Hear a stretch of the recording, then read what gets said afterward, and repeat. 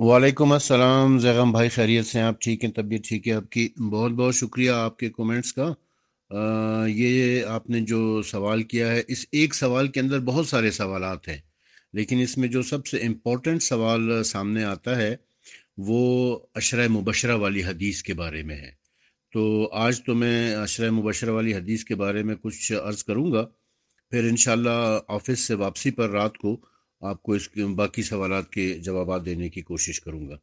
ये जो अशरा मुबशरा वाली हदीस है, इसके जाली होने का कई कई एक सबूत हैं, कई एक बातें जो है ना, वो इंशाल्लाह मैं करता हूँ कि जिससे आपको ये पता चलेगा कि ये हदीस जाल की गई है, ये हदीस गढ़ी गई है। ये उलमा अहले सुन्नत ने लिखा है कि रसूल अकरम सल्लल्लाहु अलैहि वसल्लम ने 10 अफराद को जन्नत की बशारत दी है।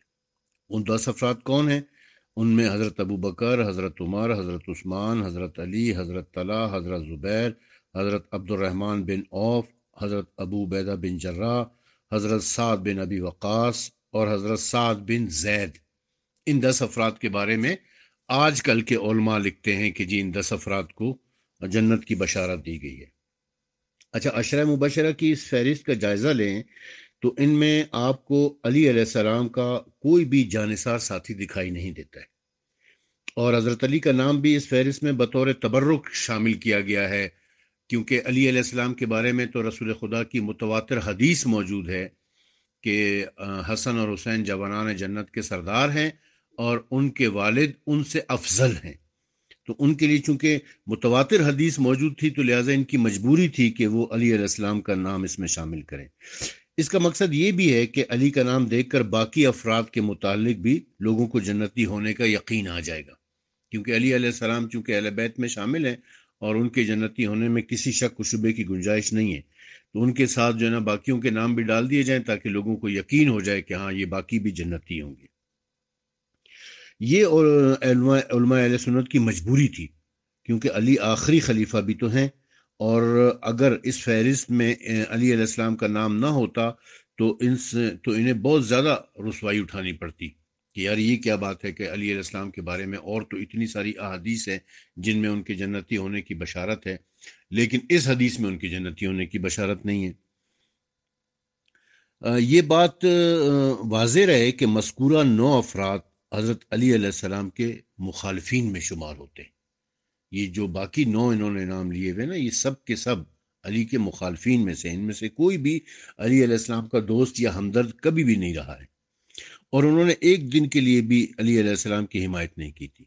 और लुत्फ ये है कि इस हदीस को बुखारी और मुस्लिम ने नकल नहीं किया। अहले सुन्नत के यहाँ जो दो मोतबर किताबें मानी जाती हैं, बुखारी और मुस्लिम, दोनों में ये हदीस नहीं है।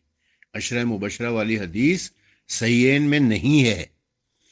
अलबत्ता जामे तिरमिज़ी में, सनन अबी दाऊद में और सनन इब्न माजा में ये हदीस मौजूद है। ये तीनों किताबें भी साहसिता की किताबें हैं, और इस हदीस के जाली होने के लिए अच्छा, मैं अब पहले सनन अबी दाऊद वाली रिवायत आपकी खिदमत में अर्ज करता हूँ। सनन अबी दाऊद ने सईद बिन जैद से नकल किया है कि मैं गवाही देता हूँ कि मैंने रसूल अकरम से सुना कि 10 अफराद जन्नत में जाएंगे। अब वो 10 अफराद के नाम ले रहे हैं। नंबर 1, खुद रसूल अकरम सल्लल्लाहु अलैहि वसल्लम, यानी रसूल अकरम बयान कर रहे हैं और वो अपना नाम पहले नंबर पे ले रहे हैं। नंबर 2 में हज़रत अबू बकर, नंबर 3 हज़रत उमर, नंबर 4 हज़रत उस्मान, नंबर 5 साद बिन मालिक, नंबर 6 अब्दुर्रहमान बिन औफ, और नंबर 7 में सईद बिन जैद। ये 7 अफराद हैं जिनका नाम इसमें लिया गया है। हदीस है अशरा मुबशरा 10 जन्नती लोगों की, लेकिन और इसके रावी खुद सईद बिन जैद हैं, और वो अपना नाम भी लेते हैं, अपना नाम भी ले रहे हैं, और इसमें टोटल अफराद जो है वो 7 बता रहे हैं कि ये 7 लोग हैं, और उनमें रसूल अकरम सल्लल्लाहु अलैहि वसल्लम का नाम पहले है। अच्छा, दूसरी हदीस जो है वो जामे तिरमिज़ी की है, और जामे तिरमिज़ी में अब्दुर्रहमान बिन औफ से नकल किया है कि रसूल अकरम सल्लल्लाहु अलैहि वसल्लम ने फरमाया कि ये अफराद जन्नती हैं। उनके नाम क्या हैं जी? नंबर 1 में हज़रत अबू बकर, नंबर 2 में हज़रत उमर, नंबर 3 में हज़रत अली, नंबर 4 में हज़रत उस्मान, 5 में हज़रत तला, 6 में हज़रत ज़ुबैर, 7 میں حضرت عبد الرحمن بن عوف، 8 میں سعد بن زید اور 9 میں ابو عبیدہ بن جراح۔ نہیں، جامع ترمذی میں 9 افراد کا نام لیا گیا، 10 کا نام یہاں پر بھی نہیں ہے۔ سنن ابی داؤد میں 7 افراد کا نام لیا گیا جس میں رسول اکرم بھی شامل ہیں، اور جامع ترمذی میں 9 افراد کا نام لیا گیا، اور حدیث ہے 10 کے بارے میں۔ عجیب حدیث ہے پھر تو نا۔ اس میں پہلی بات جسے دیکھ کر انسان شک میں پڑ جاتا ہے، بلکہ اسے یقین ہو جاتا ہے کہ یہ احادیث صرف دشمنان علی کو اونچا ثابت کرنے کے لیے اور محبان علی کو نیچا ثابت کرنے کے لیے بنائی گئی ہیں، یعنی جعلی کی گئی ہیں۔ ان کی وجوہات کیا ہو سکتی ہیں؟ کیوں ایسا محسوس ہوتا ہے؟ ان لوگوں کو 10 افراد مشخص کرنے میں سخت پریشانی کا سامنا کرنا پڑا ہے۔ کبھی عشرہ مبشرہ میں سعد بن ابی وقاص کا اور کبھی سعد بن مالک کا نام شامل کر لیتے ہیں، یعنی ایک روایت میں سعد بن ابی وقاص کا نام آ رہا ہے اور ایک روایت میں سعد بن مالک کا نام آ رہا ہے۔ سنن ابی داؤد کی روایت میں علی اور ابو عبیدہ بن جراح کا نام نہیں ہے، اور عجیب بات یہ ہے کہ اس حدیث کے شروع میں یہ الفاظ آئے ہیں کہ 10 افراد جنت میں ہوں گے، اور جب آن حضرت نے اس کی گنتی کی تو اپنے سمیت 7 افراد کے نام لیے۔ حدیث 10 کے بارے میں ہے، نام 7 افراد کا لیا جا رہا ہے۔ اچھا، پہلی حدیث میں رسول اکرم، یعنی سنن نبی داؤد والی جو ہے نا، اس میں رسول اکرم کی طرف سے اپنے آپ کو جنتیوں میں شامل کیا گیا ہے۔ یعنی کیا رسول اکرم صلی اللہ علیہ وسلم کے بارے میں یہ شک پایا جاتا ہے کہ وہ جنت میں جائیں گے؟ خود اس کا رسول اکرم اپنے آپ کو جنتی میں شامل کر رہے ہیں، یہ بات بتا رہی ہے کہ یہ حدیث جعلی ہے۔ ان 10 افراد کی حالات زندگی کا مطالعہ کریں نا تو ان میں کوئی غیر معمولی بات نظر نہیں آتی ہے ہمیں، کوئی ایسا کارنامہ انہوں نے کر کے نہیں دکھایا ہوا ہے، کوئی ایسی بہت بڑی قربانیاں ان کی جو ہے وہ اسلام کی خاطر ہمیں نظر نہیں آتی ہیں۔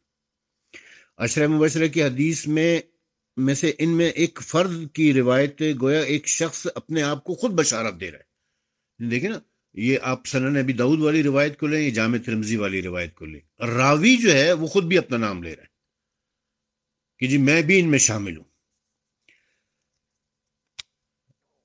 امام بخاری اور امام مسلم نے اپنی صحیحین میں فضائل اور مناقب کے باب میں، پورا ایک چیپٹر ہے ان کا فضائل اور مناقب کا، اس چیپٹر میں سعد بن زید اور عبد الرحمن بن عوف کی فضیلت میں ایک حدیث بھی نقل نہیں کی ہے۔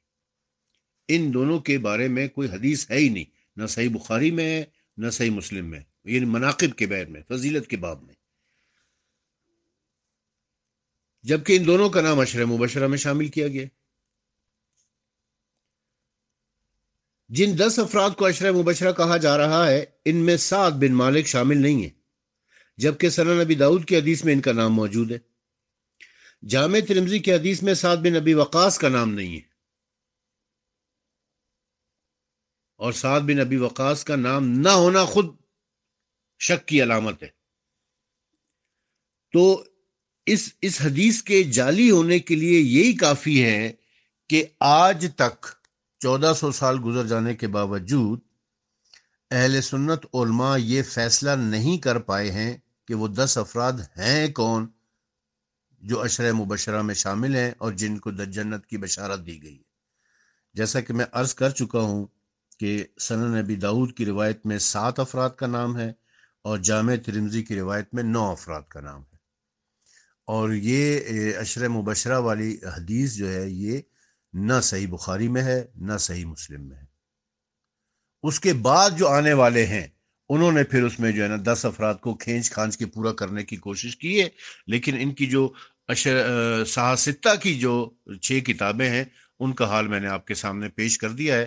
اس سے آپ کو اندازہ ہو جائے گا کہ یہ حدیث بعد میں گڑی گئی ہے، جعلی حدیث ہے یہ۔ اگر ہم اس کی سند کے اوپر بحث کرنا شروع کریں نا تو پھر تو اس میں بہت زیادہ ہمیں ضعف مل جائے گا۔ ہم نے تو صرف فگرز کے اوپر ابھی بات کی ہے کہ کس میں کتنے صحابہ کا نام لیا گیا ہے، تو اسی سے اندازہ ہو جاتا ہے کہ یہ حدیث جعلی حدیث ہے۔ باقی انشاءاللہ پھر آفس سے واپسی پر رات کو ڈسکس کریں گے۔ Thank you. بسم اللہ الرحمن الرحیم۔ السلام علیکم۔ پچھلے دنوں میں نے ایک وائس میسج کیا تھا یہ عشرہ مبشرہ کی حدیث کے حوالے سے، ان 10 صحابہ کرام کے بارے میں جو حدیث مشہور ہے مسلمانوں میں کہ رسول اکرم صلی اللہ علیہ وآلہ وسلم نے 10 صحابہ کرام کو جنت کی بشارت دی تھی، تو اس حدیث کے حوالے سے بہت سارے لوگوں نے پھر مجھ سے رابطہ کیا اور کہا کہ جی اس کے اوپر مزید کچھ گفتگو کریں۔ تو اس حوالے سے ایک عرض تو میں یہ کرنا چاہتا ہوں کہ دیکھیں، اگر ہم اس حدیث کو صحیح مان لیں، یعنی عشرہ مبشرہ والی حدیث کو صحیح مان لیں، تو پھر 10 صحابہ کے جنتی ہونے کی بشارت تو ہمیں مل گئی، باقی صحابہ کا کیا بنے گا؟ کیا باقی صحابہ جنتی نہیں ہیں؟ بس یہ 10 ہی جنتی ہیں؟ تو یہ عقیدہ اور یہ نظریہ کہ ہر صحابی نبی جنتی جنتی، اس کا کیا بنے گا؟ اس عقیدے کا تو پھر جنازہ نکل گیا نا، کہ ہر صحابی نبی جنتی جنتی، تو آپ نے تو صرف 10 کو جنتی کہا، تو پھر باقی صحابہ تو پھر معاذ اللہ ثم معاذ اللہ جہنمی ہو گئے کیا؟ یعنی ان کی جنت کی کوئی بشارت نہیں ہے کیا؟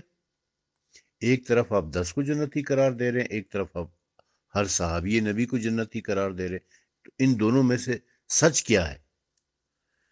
تیسری طرف آپ ایک حدیث اور بیان کر رہے ہوتے ہیں کہ رسول اکرم نے فرمایا کہ میرے سارے صحابہ عدول ہیں، عادل ہیں، تم جس کی چاہو پیروی کر لو۔ تو وہ حضرت سعد بن عبادہ رضی اللہ تعالیٰ عنہ، وہ بھی تو صحابی ہیں، اگر ان کی پیروی کر لی جائے، جنہوں نے پہلے دونوں خلیفہ کی خلافت کو نہیں مانا تھا، ببانگ دہل ڈنکے کی چوٹ پر، اور انہیں مدینہ بدر کر دیا گیا تھا، ان کے بارے میں کیا کہیں گے آپ؟ حضرت بلال حبشی رضی اللہ تعالیٰ عنہ جیسے صحاب جلیل القدر صحابی عاشق رسول، جن کے بارے میں مستند روایات یہ ہیں کہ جب رسول خدا معراج پر گئے اور جنت کی سیر کر رہے تھے تو جنت میں کسی کے چلنے کی آہٹ محسوس ہوئی، تو جناب رسالت مآب صلی اللہ علیہ وآلہ وسلم نے جبرائیل علیہ السلام سے پوچھا کہ یہ کس کے چلنے کی آہٹ آ رہی ہے؟ تو جبرائیل علیہ السلام نے فرمایا کہ یہ بلال چل رہے ہیں زمین پر، بلال زمین پر چل رہے تھے اور آہٹ جنت میں محسوس ہو رہی تھی۔ بلال جیسے عاشق رسول کا نام تو اس میں ہے ہی نہیں۔ یہ عشرہ مبشرہ والی حدیث میں بلال حبشی کا نام نہیں ہے۔ عشرہ مبشرہ والی حدیث کو اگر ہم صحیح مان لیتے ہیں تو شہدائے بدر کو کہاں لے کے جائیں گے آپ؟ شہدائے احد کو کہاں لے کے جائیں گے؟ شہدائے موتا کو کہاں لے کے جائیں گے، جن کے بارے میں خود رسول اللہ نے گریہ فرمایا ہے؟ اگر ہم عشرہ مبشرہ والی حدیث کو صحیح مان لیتے ہیں تو امہات المومنین کا کیا بنے گا؟ امہات المومنین کا کیا بنے گا؟ 11 ازواج رسول ہیں، ان کا تو ذکر اس حدیث میں نہیں ہے۔ جامع ترمذی کی ایک حدیث ہے جس میں رسول اکرم صلی اللہ علیہ وآلہ وسلم نے فرمایا ہے کہ جنت 4 لوگوں کی مشتاق ہے، جنت مشتاق ہے 4 لوگوں کی۔ وہ 4 کون ہیں؟ علی، سلمان، ابو ذر اور مقداد، یعنی سلمان فارسی رضی اللہ تعالیٰ عنہ، حضرت ابو ذر غفاری رضی اللہ تعالیٰ عنہ، اور حضرت مقداد بن اسود رضی اللہ تعالیٰ عنہ، یہ 3 وہ صحابی ہیں جن کی جنت مشتاق ہے، مگر ان تینوں کے نام عشرہ مبشرہ والی حدیث میں نہیں ہے۔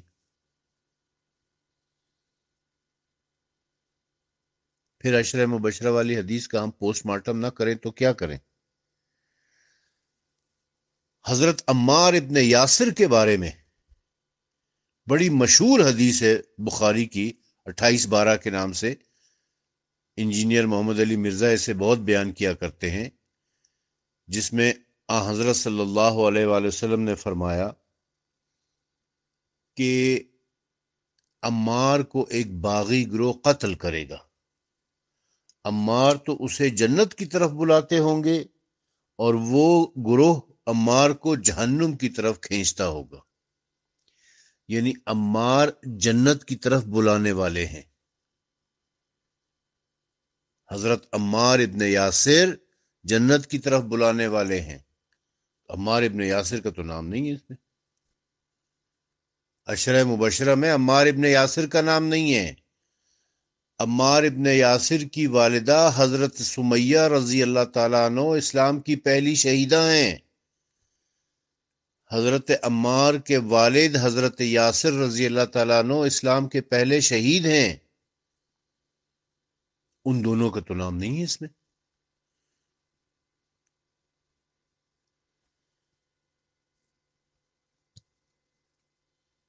اچھا، یہ سارے لوگ جن کا میں نے ذکر کیا ابھی سب صحابہ کرام ہیں، سب امہات المومنین ہیں، مگر ان میں سے کسی کا بھی ذکر عشرہ مبشرہ میں نہیں ہے۔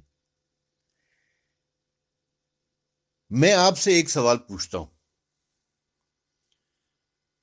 کہ صحیح بخاری، صحیح مسلم، جامع ترمذی، ساری حدیث کی کتابوں میں الحسن والحسین سید الشباب اہل الجنہ، حسن اور حسین جوانان جنت کے سردار ہیں، ان کے والد ان سے افضل ہیں، اور سیدہ فاطمہ زہرا سلام اللہ علیہا خواتین جنت کی سردار ہیں۔ تو حسن حسین کا نام تو اس میں ہے ہی نہیں، جنت کے سرداروں کا نام اس میں نہیں ہے، خواتین جنت کی جو سردار ہیں ان کا نام تو اس میں نہیں ہے۔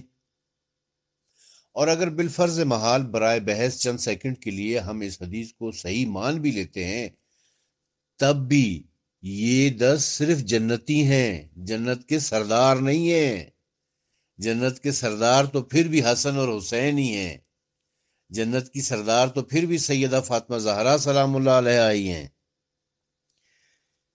میں ایک دو حدیثوں کی طرف آپ لوگوں کو متوجہ کرنا چاہتا ہوں۔ سیرت ابن حشام میں، کنز الاموال میں، اور بھی بہت ساری کتابوں میں حضرت ابو بکر اپنے متعلق خود یہ کہا کرتے تھے کہ خدا کی قسم، اگر میرا ایک پاؤں جنت میں ہو اور ایک پاؤں باہر ہو تو پھر بھی میں خدا کی پکڑ سے مطمئن نہیں ہوں گا۔ جب حضرت ابو بکر کو اپنے متعلق جنتی ہونے کا یقین نہیں تھا تو میں حیران ہوں کہ آج 1400 سال کے بعد بیٹھ کر مولوی صاحبان انہیں جنتی بنانے کا اتنا زور کیوں لگا رہے۔ اچھا، اسی طریقے سے صحیح بخاری کی ایک حدیث ہے جو حدیث نمبر 888، بڑی مشہور حدیث ہے نا، 888، 3 مرتبہ 8۔ حضرت عمر خود کہتے ہیں کہ امام بخاری نے لکھا ہے کہ جب حضرت عمر زخمی ہوئے تو کہنے لگے کہ خدا کی قسم، اگر میرے پاس زمین بھر کا سونا ہو تو میں اللہ کا عذاب دیکھنے سے پہلے ہی اس کو دے کر اپنے تئیں اپنی جان چھڑا لوں، یعنی پوری دنیا کا سونا میں دے دوں اور اللہ کے عذاب سے اپنی جان چھڑا لوں۔ یعنی حضرت عمر اگر عشرہ مبشرہ میں شامل ہیں اور رسول اکرم نے ان کو جنت کی بشارت دے دی ہے، تو پھر انہیں جہنم میں جانے کا ڈر کیوں ہو رہا ہے؟ اللہ کے عذاب کا ڈر کیوں ہو رہا ہے؟ وہ ساری دنیا کا سونا دے کر اپنی جان کیوں چھڑانا چاہ رہے ہیں؟ جب حضرت عمر اور حضرت ابو بکر کو اپنے جنتی ہونے کا یقین نہیں ہے تو پھر مسلمانوں کو کیا پڑی ہوئی ہے؟ آج کا مولوی جو ہے نا وہ بڑا وکالت کر رہا ہے ان کی، جن کے بارے میں کنفرم ہے کہ یہ لوگ جنتی ہیں، ان کا ذکر تو ان حدیثوں میں نہیں ہے۔ تو میرے بھائیوں، ذرا غور کرو کہ اس حدیث کی حقیقت کیا ہے، اس حدیث کی حیثیت کیا ہے، اس حدیث کی صحت کیا ہے۔ وعلیکم السلام ورحمۃ اللہ وبرکاتہ۔ بھائی تفصیلی جواب تو آپ کو قبلہ ہی دیں گے، وہی بہترین جواب دے سکتے ہیں۔ میں نے سوچا میں ایک پوائنٹ ایڈ کر لوں اس میں اشرا مبشرہ والی حدیث میں. اولن تو وہ حدیث بالکل جعلی ہے بھائی, بالکل فیبریکیٹڈ, من گھڑت سے بھی من گھڑت حدیث ہے اشرا مبشرہ, کوئی حقیقت نہیں ہے اس کی.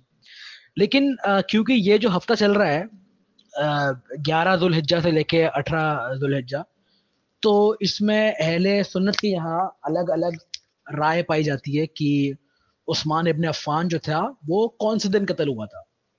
لیکن تاریخ میں ایک قول ملتا ہے کہ وہ قتل ہوا تھا 11 ذوالحج یا 12 ذوالحج کو. تو میں ان کے بارے میں کچھ بتاؤں. ایک اشرا مبشرہ ہے عثمان, ایک اشرا مبشرہ ہے طلحہ. اب طلحہ کی عثمان سے دشمنی دیکھیں آپ. یہ کتاب ہے تاریخ المدینہ ابن شبا کی, اہل سنت کتاب ہے, اور اس کی سند بالکل صحیح ہے, تمام جو رجال ہے وہ ثقہ ہیں. اس میں یہ آتا ہے کہ کلبی یہ بیان کرتے ہیں کہ عثمان نے امیر المومنین علی کو کہا کہ طلحہ جو ہے, طلحہ نے مجھے قتل کیا ہے پانی بند کر کے مجھ پہ, اور یہ چیز بہتر ہے کہ وہ تلوار لے کر آئے اور مجھے قتل کر دے, اس سے کہ وہ مجھے پیاس سے قتل کر رہا ہے, پیاس سے مار رہا ہے مجھے. تو امیر المومنین طلحہ کے پاس گئے, بیکاز امیر المومنین کا جو ہے اصول تھا وہ بیسک نیسیسٹی ہے پانی, وہ آپ بند نہ کریں. تو امیر المومنین طلحہ کے پاس جاتے ہیں اور کہتے ہیں کہ تم نے جو کام کیا ہے نا وہ کام صحیح نہیں کیا ہے, تم نے عثمان کو پیاس سے مارا ہے, تم اس پہ, میں یہ چاہوں گا کہ آپ پانی اس پہ چھوڑ دیں, مطلب پانی اس کو اجازت دے دیں پانی کی اس کو. طلحہ کہتا ہے کہ میں اللہ کی قسم کھاتا ہوں, نہ میں عثمان کو کھانا کھانے دوں گا, نہ میں عثمان کو پانی پینے دوں گا. تو یہ کیسے اشرا مبشرہ ہے کہ ایک اشرا مبشرہ دوسرے اشرا مبشرہ کا خون کا پیاسا. جنگ جمل ہوتی ہے, ایک طرف اشرا مبشرہ طلحہ ایک اور زبیر, ایک طرف ہے جی اشرا مبشرہ علی ابن ابی طالب, تو اور دونوں ایک دوسرے سے جنگ لڑتے ہیں. یہ ایک ایسا اشرا مبشرہ ہے. ایک اشرا مبشرہ کہتا ہے کہ دوسرے کی بیعت کرو, نہیں بیعت کرو گے تو گلا کاٹ دوں گا. یہ کیسا اشرا مبشرہ ہے؟ یعنی ہر 10 سب میں اختلاف ہے. ایک اشرا مبشرہ ہے سعد ابن ابی وقاص, وہ کہتا ہے کہ عثمان کا دور اور علی کا دور فتنہ ہے, میں فتنہ سے بچنا چاہ رہا ہوں. تو جب سعد کے نزدیک یہ لوگ فتنہ تھے تو کیسا اشرا مبشرہ ہوگا نا یہ. اب انشاءاللہ اگر آپ چاہیں تو اس کی سند پہ بھی کلام کر سکتے ہیں کہ اس کی سندن اس میں کیا مسئلہ ہے, لیکن میں ایک اور نقطہ کہہ دوں اس میں کہ جو حضرت عائشہ ہیں ان کا رائے کیا تھی عثمان کے بارے میں.